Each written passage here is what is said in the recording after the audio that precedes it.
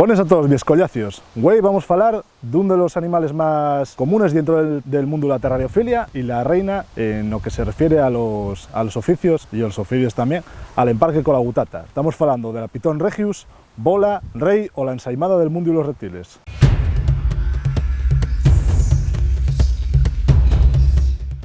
Para entamar vamos a citar esta culiebruca dentro de un mapa de África, y ya que estos oficios son endémicos de lestones del oeste y centro de África, que va desde Guinea y Senegal hasta el sur de Sudán. Una de las particularidades más guapas que topamos dentro de este reptil es la enormísima cantidad de fases o morfos, que también se llama dentro del hobby, que existen dentro de esta especie, pudiendo haber un montonísimo de colores, patrones y serpientes distintas, y con una gran diferencia de precio entre unos y otros.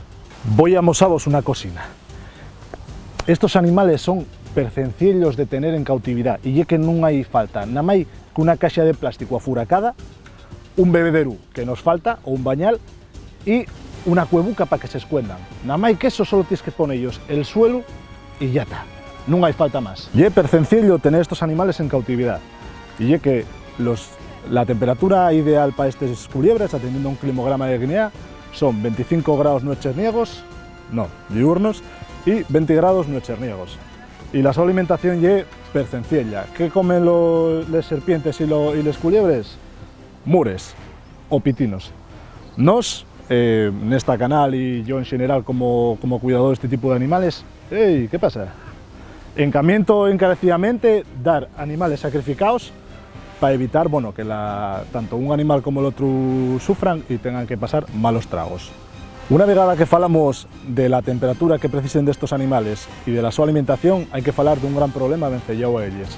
Y es que el gobierno de España, desde hay unos años, decidió que se podían considerar una especie invasora, teniendo única y exclusivamente en cuenta las temperaturas que hay en las ínsulas de Canarias y de Baleares, y sin tener ningún problema con el control de ningún grupo de población. De esta manera, es totalmente inadmisible que se pueda considerar como especie invasora una especie única y exclusivamente por su ámbito de temperaturas y la su posibilidad de proliferar en el ámbito de unas ínsulas que nada tienen que ver con la península.